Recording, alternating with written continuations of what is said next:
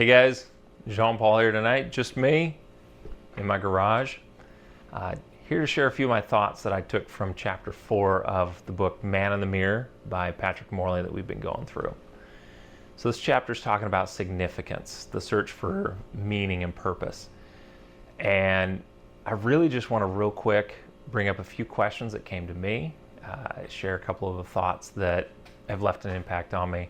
And then, like we always do with these chapters, I want to share the questions at the end of the book, because the answers to the questions are really what are going to have the biggest impact. Kind of no matter what's in the chapter itself, what's already been written, it's what you figure out as you think about these things. So, big idea number one just being, hey, all of us men, we want to be significant. We want to leave an impact on this world in some way, shape, or form. Even those of us that maybe hadn't thought of it in those terms before, if you stop to think, what do I want them to write on my tombstone when I'm dead? There's a good chance that there's going to be some form of significance, some impact you want to leave, at least on the people that you love. So, first off, how are you pursuing significance? Is it pursuing fame? Is it amassing money and possessions? Is it looking for power in politics or in business? But the real important question is the way that you're pursuing significance appropriate? Okay, most of us dealing with these videos, you guys watching, are probably believers, right? And as believers, there's a standard we are actually called to and to live in our lives, and that includes how we pursue significance.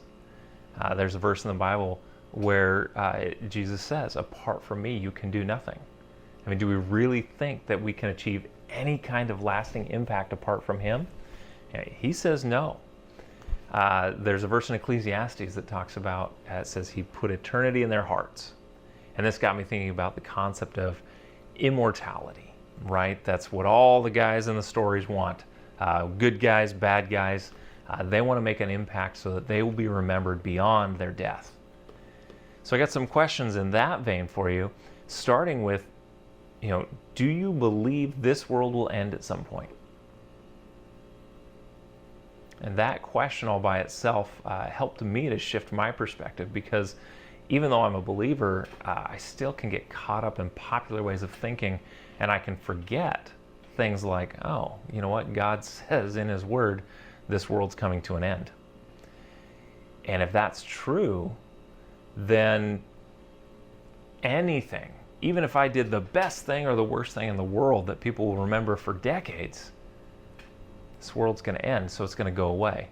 It's like Roy says, anything and everything is going to wind up in a landfill at some point. So if this is true, then what can we do? What can we impact that will live beyond this mortal world?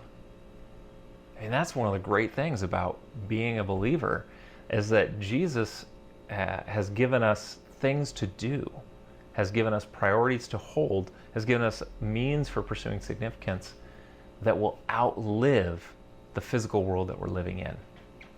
But it gets even better than that, because as a believer, it's not just our works that are going to be remembered, but we ourselves actually get to live beyond this world.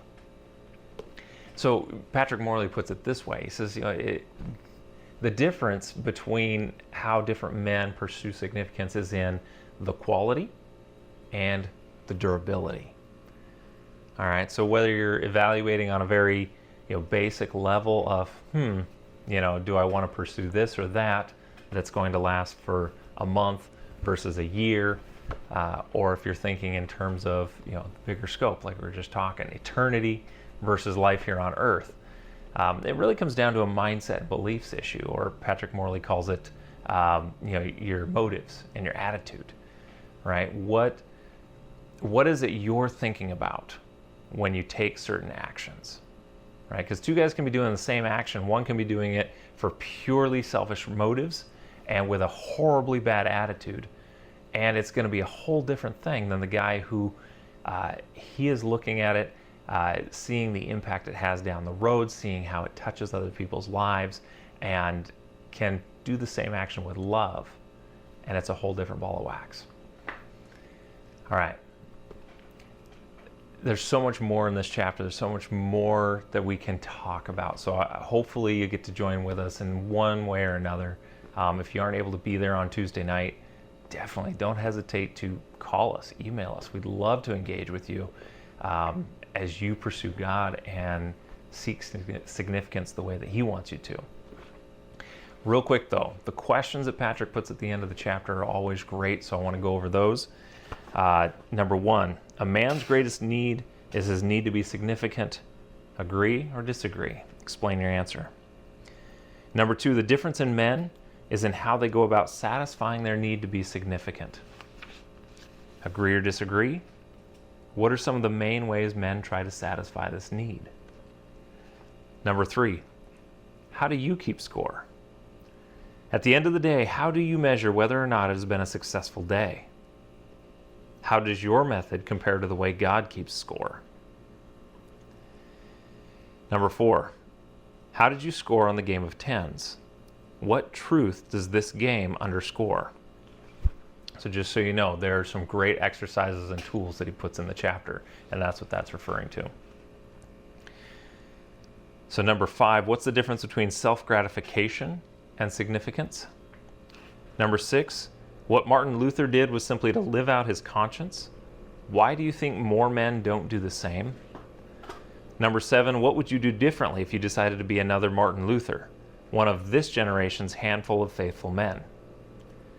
And number 8, did you receive Christ or rededicate your life to Him? If yes, what are the next 2 or 3 steps you should take as a result?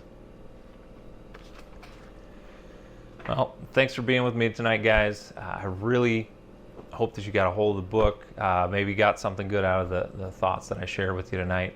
Like I said, don't hesitate to reach out to Royce, myself. There's many others we can get you in contact with. Catch you on the next video.